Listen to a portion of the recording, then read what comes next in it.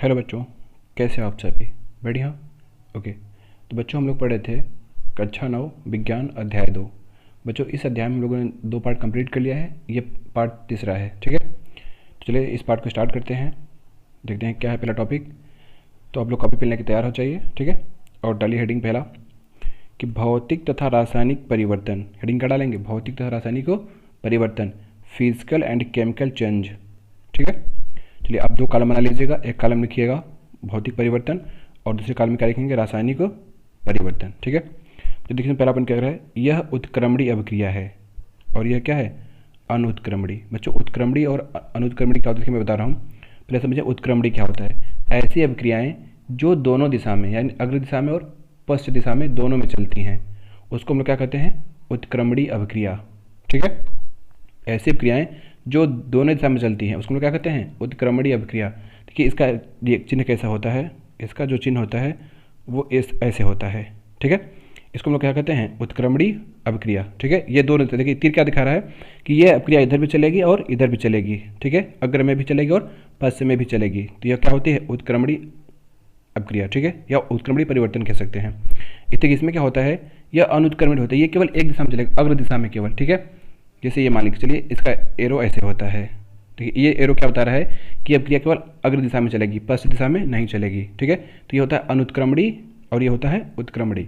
उत्क्रमणी मतलब जो दोनों दिशा में चलती है और अनुत्क्रमणी मतलब जो एक दिशा में चलती हो। ठीक है, देखिए बच्चों दूसरा क्या कर रहा है कि भौतिक परिवर्तन के दौरान कोई नया पदार्थ नहीं बनता, यानी जब भौतिक परिवर्तन होता है तो कोई नया पदार्थ नहीं बनता है। ठीक है, और इसमें क्या होता है? इसमें नए पदार्थ बनते हैं, किसमें?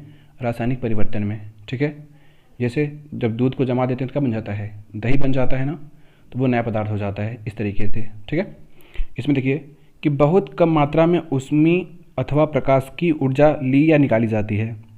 जो भौतिक परिवर्तन होता है तो बहुत कम मात्रा में या तो ऊष्मा ली जाएगी या प्रकाश ली जाएगी या तो निकाली जाएगी। ठीक है, इसमें देखिए क्या होता है कि एक रासायनिक परिवर्तन में एक बड़ी मात्रा में ऊष्मी अथवा प्रकाश की ऊर्जा ली या निकाली जाती है। एग्जाम्पल है लकड़ी का जलना। ठीक है बच्चों, लकड़ी का जलना, जब लकड़ी को जलाएंगे तो क्या होगा? लकड़ी क्या बन जाएगी? राख बन जाएगी। तो राख एक नया पदार्थ है। ठीक है, और जब लकड़ी जलेगी तो ढेर सारा क्या निकलेगा? धुआं निकलेगा, और उस धुआं के साथ क्या निकलेगा? हीट यानी गर्मी निकलेगा ना, एनर्जी ऊष्मा के रूप में। तो ये चीज़ होता है। ठीक है, और इसमें इसका एग्जाम्पल क्या है कि उदाहरण बर्फ़ का पिघलना। मुझे देखिए इसमें क्या नया पदार्थ तो बनेगा नहीं, बर्फ़ पिघलेगा पानी बन जाएगा, पानी फिर जमेगा तो क्या बन जाएगा? बताइए, बर्फ़। तो देखो उत्क्रमणी हुआ ना कि पानी से क्या बना? बर्फ़, और बर्फ़ से क्या बन गया? पानी। तो कैसा हो गया? उत्क्रमणी हुआ। ठीक है, तो एग्जाम्पल में सब समझा दे रहा हूँ। और नया पदार्थ तो बनेगा नहीं क्योंकि पानी पिघल के क्या बन जाएगा? फिर से बर्फ़ बन जाएगा जब जमेगा तो, और जब बर्फ़ पिघलेगा तो पानी। तो बच्चों आपको समझ में आ गया होगा ये पूरा प्रोसेस कि भौतिक परिवर्तन रासायनिक परिवर्तन क्या होता है। ठीक है, चलिए आगे देखिए बच्चों, हम लोग पढ़ेंगे तत्वों के बारे में। किसके बारे में? तत्व के बारे में। मुझे तत्व क्या होता है? एलिमेंट, इंग्लिश का बोलते हैं एलिमेंट। अगर आप लोग बुक लिए हैं, ठीक है, तो आप पेज नंबर 27 खोल सकते हैं, एनसीईआरटी वाली बुक। ठीक है, चलिए देखिए क्या कह रहा है एलिमेंट के बारे में।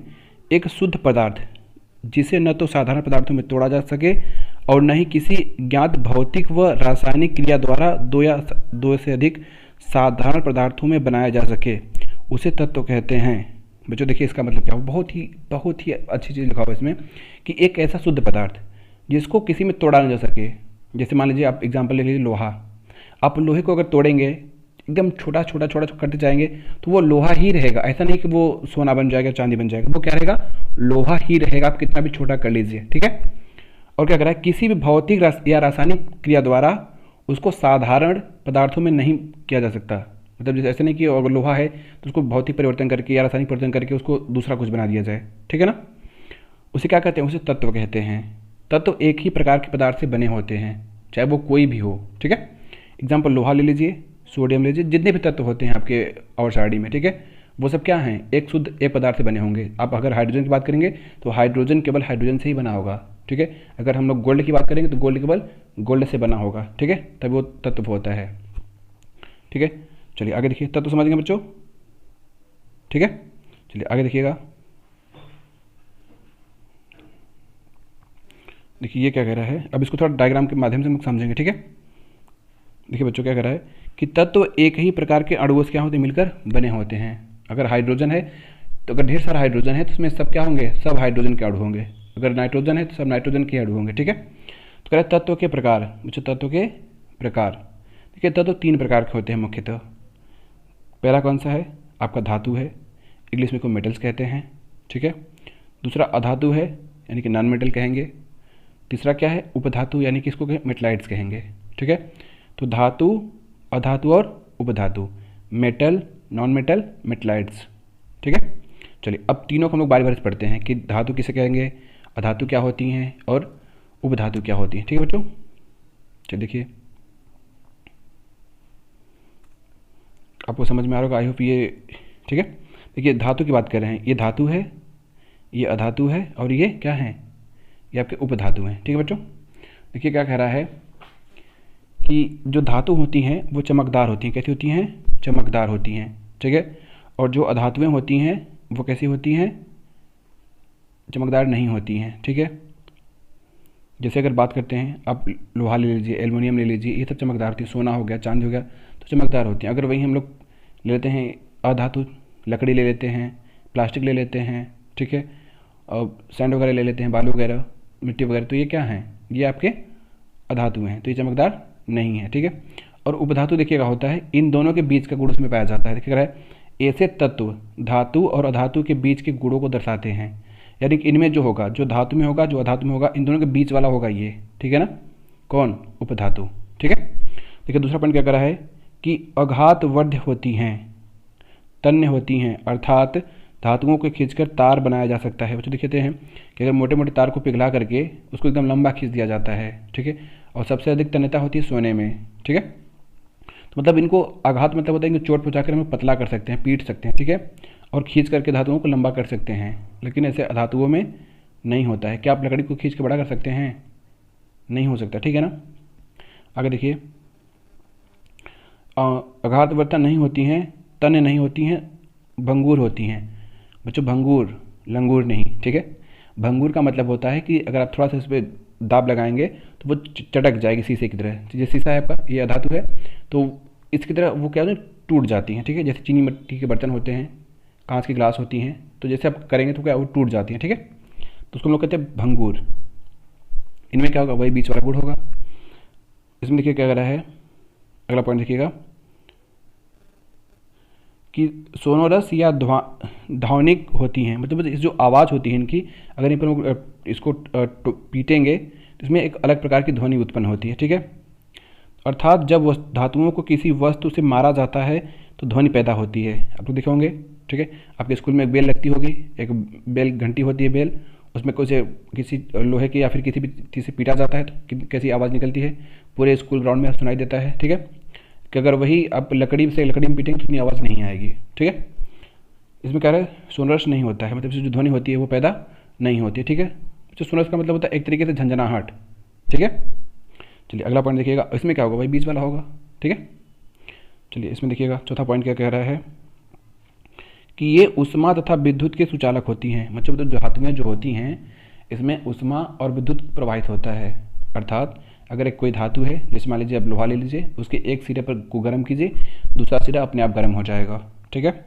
लेकिन लकड़ी में ऐसा नहीं होगा, क्यों, लकड़ी का धातु है, अधातुओं में ये गुण नहीं पाया जाता है, ठीक है।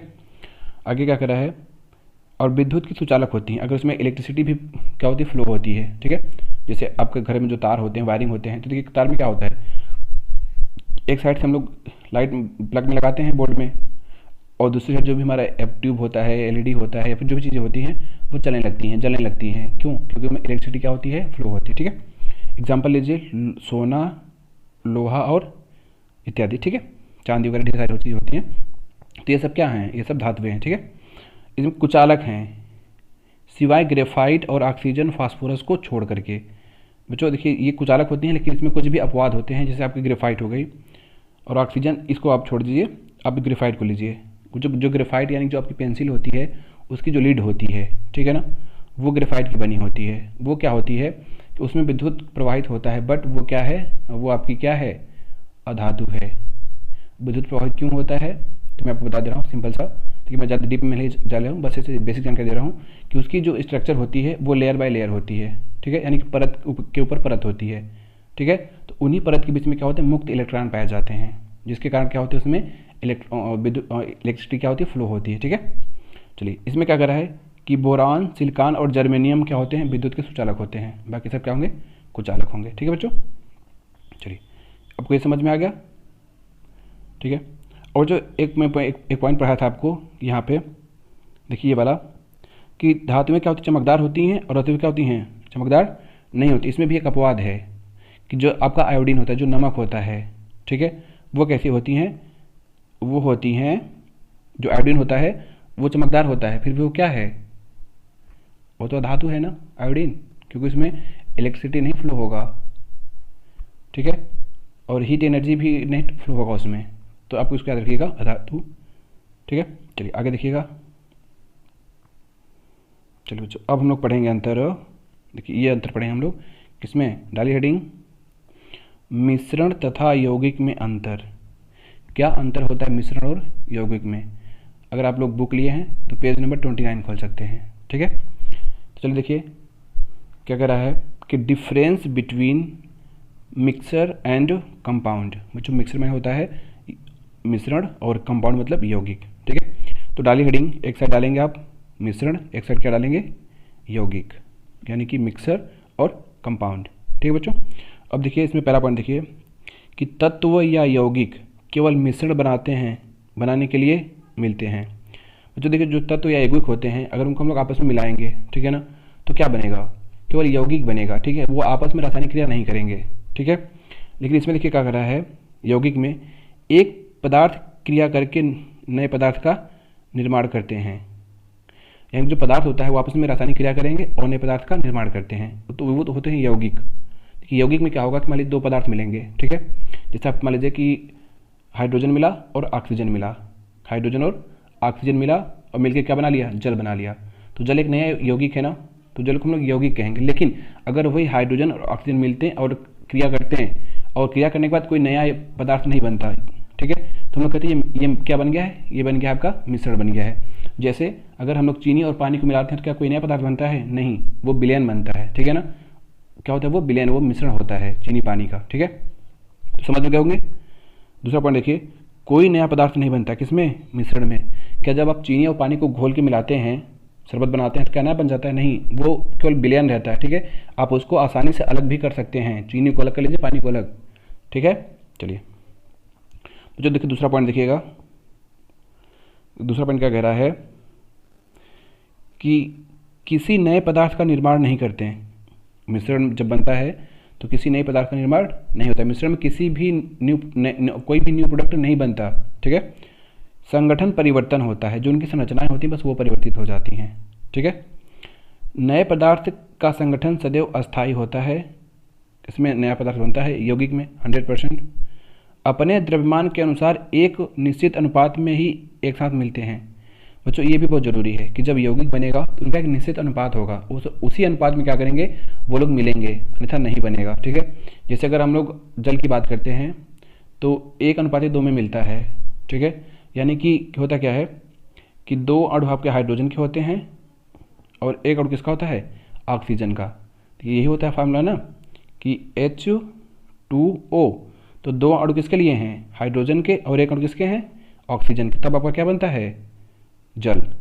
इसका अनुपात निश्चित है, आप जल कहीं से भी ले लीजिए, उसका अनुपात यही रहेगा, 2:1। यानी कि 2 आपके क्या होंगे, हाइड्रोजन होंगे, और एक क्या होगा, ऑक्सीजन। ये कभी भी बदलेगा नहीं। ठीक है। चलिए आगे देखिए तीसरा पॉइंट देखिए बच्चों कि मिश्रण में उपस्थित घटक अपने गुणधर्मों को दर्शाते हैं। इसका मतलब क्या हुआ कि अगर जब मिश्रण बनते हैं, मतलब चीनी और पानी को घोल दिए, तो जो पानी के गुण होंगे वो पानी के गुण ही रहेंगे, पानी पानी जैसा ही आएगा, और जो चीनी है वो मीठा ही आएगा। ठीक है ना, वो अपने गुणधर्म को नहीं बदल सकते। ठीक है। वो अपनी पहचान बनाए रखेंगे। मिश्रण में क्या होगा कि जो भी पदार्थ मिलेंगे, तत्व जो भी चीज़ मिलेंगे, वो अपनी पहचान क्या बनाए रखेंगे, अपनी पहचान नहीं खोएंगे। ठीक है। लेकिन यौगिक में क्या होता है, वो अपनी पहचान खो देते हैं। एग्जाम्पल लीजिए, एग्जाम्पल लेते हैं भाई जल वाला। देखिए जल में होता क्या है बच्चों कि H होता है और ऑक्सीजन होता है। ठीक है। जब ये मिलते हैं, ठीक है, तो बनता क्या है, ये प्लस है, तो क्या बनेगा, H2O। क्या बनेगा बच्चों, H2O। तो आप जानते हैं कि हाइड्रोजन गैस है, क्या है, गैस है। ऑक्सीजन क्या है, गैस है, लेकिन आपका जल क्या है बच्चों, जल आपका लिक्विड है ना, तो क्या इनकी पहचान रह गई, ये तो गैस है, क्या बन गए, द्रव बन गए, तो पहचान तो इनकी गायब हो गई। लेकिन इसमें क्या होता है, इसमें पहचान बरकरार रहती है, ठीक है। तो यही कह रहा है कि नए पदार्थ के गुणधर्म पूरी तरह से भिन्न होते हैं। देखिए ये तो गैस थे, लेकिन ये क्या बन गया, ये तो द्रव बन गया, पूरा तरह एकदम बिल्कुल चेंज हो गया, ठीक है। चलिए अगला पॉइंट देखिएगा।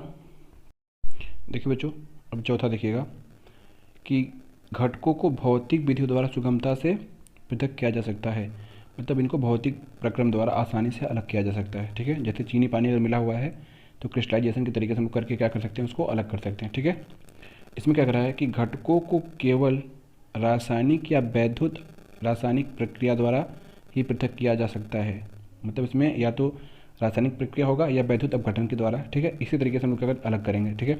एग्जाम्पल देखिए बच्चों, इसके एग्जाम्पल में क्या है, गंधक, बच्चों गंधक का दूसरा नाम क्या होता है, सल्फर, ठीक है ना, प्रतीक होता है एस, तथा लोहा यानी कि Fe आयरन आपस में क्रिया करके बनाते हैं आयरन सल्फाइड, जिसका फार्मूला होगा FeS, क्या होगा FeS, ठीक है। तो ये होता है आयरन सल्फाइड। इसमें एग्जांपल देखिएगा कि लोहा और गंधक का मिश्रण, अगर लोहे और गंधक को मिला दिया जाए तो वो मिश्रण बन जाएगा, तो हम लोग आसानी से अलग कर सकते हैं, ठीक है। तो ये होता है यौगिक और ये होता है क्या आपका, सॉरी ये होता है आपका मिश्रण और ये होता है यौगिक, ठीक है बच्चों। तो आपका जितना भी लेक्चर था कंप्लीट हो गया, ठीक है। नीचे कुछ प्रश्न हैं, आप इनको चाहे देख लीजिए, ठीक है। अगर आपको प्रश्न आएंगे तो आप कमेंट बॉक्स में इसको जरूर कीजिएगा। तो बच्चों इस पार्ट में हम लोग इतना ही पढ़ेंगे।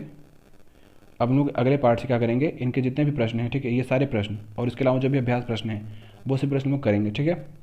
तो इस वीडियो में इतना ही। बच्चों वीडियो कैसी लगी आपको कमेंट करके ज़रूर बताएं। वीडियो को लाइक करें, अगर चैनल पर नए हों तो चैनल को सब्सक्राइब कर लें और बेल आइकन प्रेस कर लें। बच्चों ज़्यादा से ज़्यादा वीडियो को शेयर करें, ठीक है। आपके जो भी दोस्त मित्र यार जो भी स्कूल के हैं या फिर कोचिंग के हैं, सबको ये वीडियो शेयर करें, ठीक है। मिलते हैं नेक्स्ट वीडियो में, तब तक के लिए बाय बाय, टेक केयर।